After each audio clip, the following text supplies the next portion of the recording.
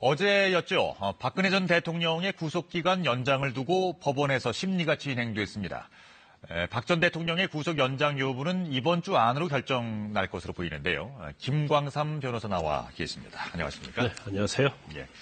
박 전 대통령에게 올해 일어난 일만 이제 정리를 해보면요. 3월 10일 헌재에서 전원일치 파면 결정이 났고요. 3월 31일 새벽인 것으로 지금 기억이 되는데요. 구속영장이 발부됐습니다. 현재 미결수의 상태로 재판을 받고 있는데요. 구속기간이 만료되는 시점이 정확하게 언제인가요? 다가오는 이제 16일 날 자정이죠. 그러니까 24시라면 17일 날 0시. 16일 날 따지면 24시면 기소 후부터 6개월간의 구속기간이 만료가 되는 것이고, 네. 만약에 추가적으로 법원에서 직권으로 영장 발부를 해서 구속기간 연장을 하지 않으면 그날 저녁 전에는 풀어줘야 하는 거죠. 네. 석방을 해야 하기 때문에 지금 굉장히 논란이 되고 있습니다.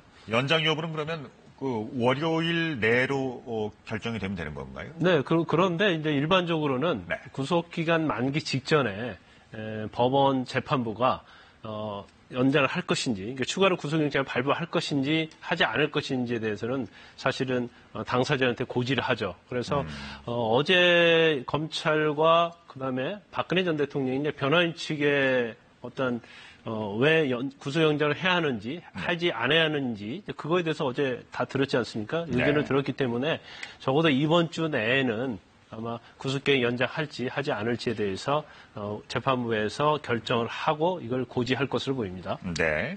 구속 연장을 요청하는 검찰 측의 논리는 어떤 겁니까? 검찰 측에서 제일 중요하게 주장하는 것은 일단 정상적인 재판이 어렵다는 거죠. 만약 석방이 되면. 첫 번째는 이제까지 어떤 검찰, 특검 수사에서도 제대로 출석한 적이 없고요. 박근혜 전 대통령이.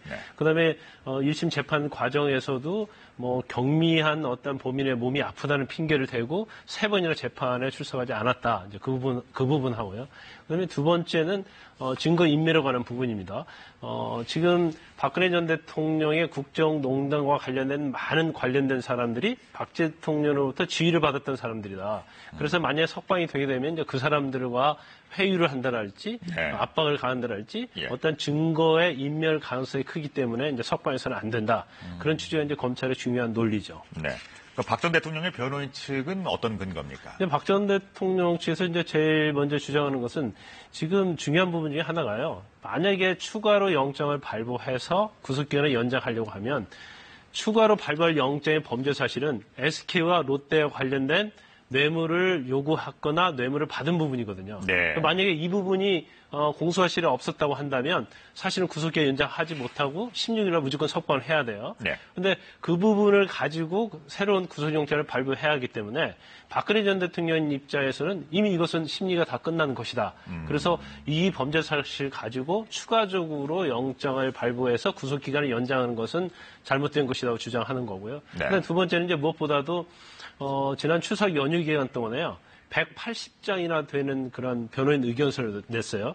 구속기간 연장 반대를 위한 변호인 의견서를 냈는데 가장 중요한 부분 중에 하나가 바로 박 전 대통령의 건강 상태가 계속 재판을 받을 수 있는 상태가 아니다. 그래서 불구속 상태에서 재판을 받아야 한다. 그런 취지의 주장을 하고 있는 거죠.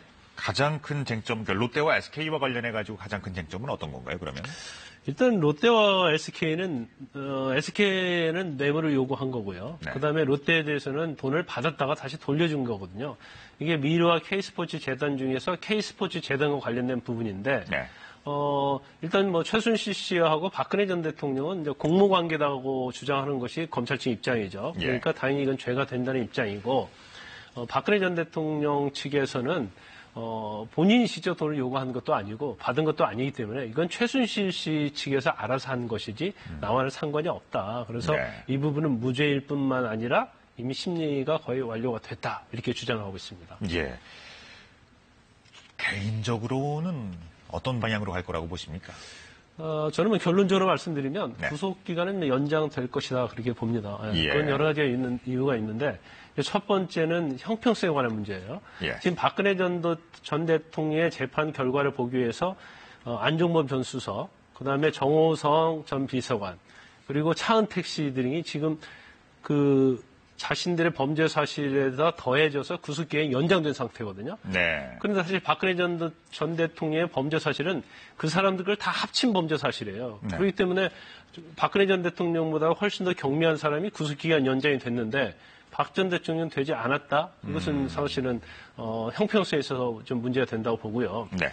일반적으로 법원에서 재판할 때 구속기간이 만료 시점에 있어서 재판의 심리가 다 끝나지 않았을 경우에 또 다른 범죄 사실이 있으면 거의 90% 이상은 구속기간 연장을 합니다. 그렇기 네. 때문에 연장될 가능성이 크다. 저는 그렇게 봅니다. 예. 자, 구속 기간을 이제 늘리는 연장 심리가 진행된다. 이 소식에 대해서 정치권에서는 역시나 그 찬성과 반대가 들끓고 있습니다. 박 전 대통령의 지지자들은 불구속 수사를 외치기도 했는데요. 화면 보시고 말씀 나누도록 하겠습니다. 보수 진영인 대한애국당에서는 강한 반대 입장을 내놨습니다. 구속 연장 업무는 아예 법을 무시한 억압이며 인권 유린, 인권 탄압을 넘어 정치적 강금 행위입니다. 오늘부터 수많은 애국 국민과 무기한 단식 투쟁에 들어갑니다. 박 전 대통령을 지지하는 단체들 역시 불구속 수사를 주장하며 격렬하게 반대합니다. 이 중 일부는 박 전 대통령을 석방하라며 노숙 농성을 벌이는가 하면 국회 잔디밭에 태극기를 꽂으려 몸싸움을 벌이는 경우도 있었습니다. 자유한국당 역시 박 전 대통령의 구속 연장은 부당하다고 목소리를 높였습니다. 법리적으로 봐서는 대단히 문제가 큰 거라고 저는 봅니다. 그렇게 해서 구속을 연장을 한다면 건별로 연장을 해 나갈 수 있는 그런 케이스를 만드는 것이기 때문에 이것은 지금 어떤 우리 율사들한테 물어봐도 이것은 안 되는 거다, 불합리한 거다 이런 얘기를 합니다. 사법부의 판단을 기다려야 한다는 목소리도 있었습니다. 바른정당에서는요, 사법부의 판단에 왈가왈부할 수 없다는 입장입니다. 재판부가 헌법과 형사소송법의 원칙에 따라서 양심에 따라서 결정하면 될 일이지 밖에서 이래라 저래라 할 일은 아니라고. 국민의당에서는 원론적인 절차를 지켜야 한다면서도 구속 연장 필요성에 공감했습니다. 박근혜 전 대통령의 구속은 헌정유린, 국정농단, 부정부패에 대한 정당한 절차요 간죄입니다. 한편 정의당은 박 전 대통령의 구속기간을 연장해야 한다며 날을 세웁니다. 자신의 범죄를 부인하고 있다는 점에서 석방되었을 때 증거인멸의 가능성이 있습니다. 이미 구속이 연장된 최순실 등 공범과의 형평성 문제도 있습니다. 이러한 내용을 종합해 볼 때 박 전 대통령에 대한 구속기간 연장은 불가피합니다. 여당은 민주당은 사법부의 판단 사항임을 고려해서 공식 입장을 내놓지 않고 있습니다. 자, 이번 사안에 대해서 의외로 여당에서는 말을 아끼네요. 네, 민주당 입장에서는 지금 여당이잖아요. 그리고 사실은 김명수 대법원장이 임명되고 인준 절차 통과된 지 얼마 되지 않아요. 그런데 이 상황에서 만약에 구속기간 연장에 대해서 강력히 의사를 표명하게 되고 만약에 연장이 됐다고 한다면 야당, 특히 보수 야당에서는 이건 분명히 여당의 어떤 압력에 의해서 연장이 됐다. 그런 어떠한 빌미를 줄 수 있기 때문에 그 부분에서 굉장히 조심하고 있는 것 같습니다. 불필요한 오해를 살 수 있을 것이라고 생각도 하겠죠. 보수 진영에서도 사실 통일된 목소리는 안 나오고 있습니다. 일단 자유한국당 입장에서는 아마 석방 자체를 일단 무죄를 보는 시각이 좀 있는 것 같아요. 그래서 석방이 되면 일단은 어떤 명분이 있게 되고 어떤 보수가 결집할 수 있는 계기가 될 것이라고 생각하는 것 같습니다. 특히 대한애국당 이제 조원진 의원 같은 경우는 단식까지 한다고 그렇게 발표하지 않았습니까? 그래서 이 부분을 너무나 의미를 좀 크게 부여하고 있지 않나 그런 생각이 들고요. 근데 바른정당의 어떤 입장은 상당히 제가 볼 때는 바람직하다고 봅니다. 왜냐하면 재판부의 입장 그리고 재판부의 어떤 헌법과 형사소송법, 법률과 양심에 따라서 결정하는 게 사실 맞거든요. 그래서 법원 담당 재판부에 이걸 맡겨둬야지 정치권에서 이 부분에 대해서 왈가불가하는 것은 맞지 않다 이렇게 봅니다. 예. 한편 박 전 대통령 측의 그러니까 변호인단에서는 이런 얘기가 나왔습니다. 국정농단의 핵심 증거로 제시가 됐던 그 태블릿 PC 말입니다. 이 태블릿 PC가 사실은 최순실 씨의 소유가 아니다라는 주장을 폈는데요. 그 근거는 지난 8일 국회에서 있었던 기자회견입니다. 보시죠. 지난해 10월 24일 JTBC 최순실 태블릿 PC 보도를 접했을 때부터 저는 이를 의아하게 생각했습니다. 공개된 전화번호 목록, 카카오톡, 메일로 다운받았다는 SNS팀 운영 방안 등의 문서를 볼 때 제가 속한 대선 SNS팀에서 사용한 태블릿 PC로 보였기 때문입니다. 본인의 것이다 라는 말인데요. 이 당사자인 신혜원 씨의 주장은 어느 정도나 신빙성이 있다고 보십니까? 일단 말이죠. 지금 사실 저 태블릿 PC를 개통한 사람이 김한수 전 청와대 행정관이에요. 예. 그런데 본인의 말에 의하면 이제 2개를 개통했다는 거죠. 그 하나를 지금 이 기자 인터뷰를 한 그 신혜원 씨한테 하나를 줬던 건 맞는 것 같습니다. 그러니까 네. 김한수 씨를 통해서 이춘상 박근혜 전 대통령의 보좌관을 통해서 갔고요. 그게 신혜원 씨한테 하나 간 건 맞은 것 같아요. 그런데 예. 김한수 전 행정관이 이제 법정에 나와서 증언을 했습니다. 자기가 2개를 개통했다는 걸 인정했고요. 최순실 씨가 태블릿 PC를 쓰는 걸 봤다고 또 증언을 했고, 네. 최순실 씨가 본인한테 전화를 해서 이 태블릿을 개통한 사람이 당신이 맞느냐 그 얘기까지 했다는 거예요. 네. 그렇다 본다고 하면 지금 태블릿 PC는 최순실 씨께 맞지 않느냐 이제 우리가 그렇게 볼 수가 있는 것이고 또 정호선 전 비서관도 최순실 씨의 태블릿 PC를 통해서 기밀문서 47건을 보냈다고 또 본인도 얘기하고 있거든요. 네. 그럴 뿐만 아니라 지금 신혜원 씨가 주장하는 태블릿 PC는 2012년 10월부터 12월까지 자기가 그걸 사용했다는 거예요. 박근혜 전 대통령 캠프에서 SNS 팀에 있으면서 사용했다는 건데 그러면 그 이후에 박 전 대통령이 취임한 이후 직전에 그런 문서들이 거기에 저장되어 있다고 한다면 그건 사실은 설명할 수 없는 거고요. 네. 그다음에 검찰에서 디지털 포렌식을 했는데 위치 정보 시스템을 보면 최순실 씨의 위치와 굉장히 일치를 합니다. 그 동선이에요? 그렇죠. 독일까지 갔다 온 것까지 다 일치를 하기 때문에 네. 그러면 이 부분은 어떻게 설명할 것이냐. 그래서 아하. 사실 사실 신혜원 씨의 어떤 주장은 그렇게 신빙성이 많지 않다 이렇게 판단이 됩니다. 합리적인 추론에 의한다면 그러니까 신혜원 씨의 그 주장은 좀 믿기 어려운 부분들이 많다. 네네, 이런 그렇습니다. 거죠. 자, 캐비넷 문건 얘기를 좀 해보겠습니다. 네.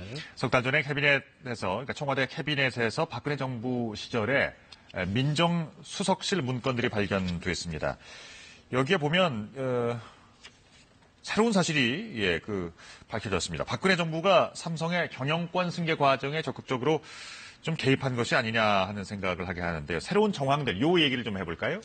2014년 7월에 민정수석실에서 작성한 문건입니다. 그런데 지난번 이제 청와대 캐비닛에서 발견이 된 거거든요. 이 문건에 보면 이건희 회장을 왕 그리고 이재용 부회장을 이제 세자로 칭하면서 세자가 자리를 잡아야 한다, 자리를 잘 잡아야 한다. 이 얘기는 삼성의 승계 작업이 원활하게 잘 돼야 한다. 이런 의미를 포함하고 있다고 볼 수 있고요. 네. 그리고 이 캐비닛 문건이 작성된 시점 우리가 눈여겨볼 필요가 있습니다.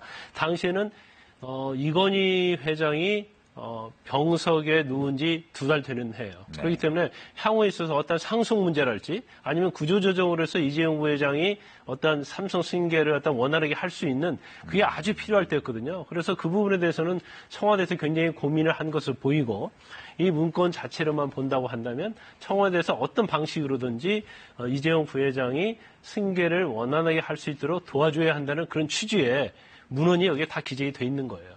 재판에 직접적인 영향을 미칠 수도 있겠네요. 그렇죠. 영향이 굉장히 미칠 수 있다고 보고요. 이 문건 자체가 지난번 8월에 이재용 부회장 선고 전에 검찰 측에서 제출을 했습니다. 그래서 이게 뭐 증거로 쓰이든 안 쓰이든 간에 다른 증거에 의해서 다 인정이 돼요. 그런데 지금 이 문건 내용 자체가 판결문에 이재용 부회장의 유죄 판결문 내용과 상당히 유사한 측면이 있거든요. 그렇다고 한다면 뭐 이 문건 자체도 사실은 유죄 판결에 있어서도 상당히 직접 간접적으로 많은 영향을 미칠 수 있다 이렇게 볼 수 있는 거죠. 그러니까 이런 문건의 이제 입수 과정에 대해서 상반된 뭐 주장과 뭐 이런 것들이 있는 건 사실입니다. 그러니까 입수 과정이 불법적이면 증거 능력을 인정받지 못한다라는 얘기가 있던데요. 그렇죠. 우리가 이제 위법한 증거, 수집 증거는 증거 능력이 없습니다. 그래서 네. 이제 박근혜 전 대통령 측 입장에서 이제 그런 부분을 주장하고 있고요.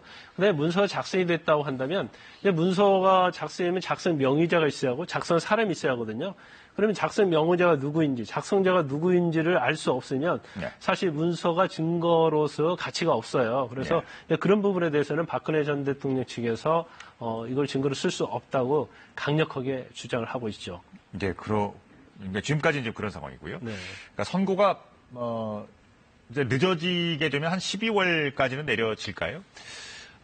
사실 구속기간이 연장이 되면요. 또 6개월 동안 구속을 시켜놓고 재판을 할 수가 있습니다. 근데 약간 여기에 다른 피고인과 문제가 있죠. 지금 박근혜 전 대통령의 재판의 결과를 보기 위해서 정호성, 안종범, 차은택 씨 재판이 미뤄져 있는데 그 만기가 11월 19일부터 도래를 합니다. 네. 그럼 적어도 그 전에는 박근혜 전 대통령의 심리를 맞춰서 선고를 해야만이 네. 그 나머지 피고인들에 대해서 선고를 할 수 있는 거거든요. 그래서 빠르면 11월 하순 정도에는 박근혜 전 대통령에 대한 선고가 나올 가능성도 상당히 있다 이렇게 볼 수 있습니다. 예. 자, 그리고 이명박 정부 당시에 국가기관을 동원한 사이버 공작 의혹, 국정원 전담수사팀이 연재욱 옥도경 전 사이버 사령관 자택을 이제 압수수색을 했습니다.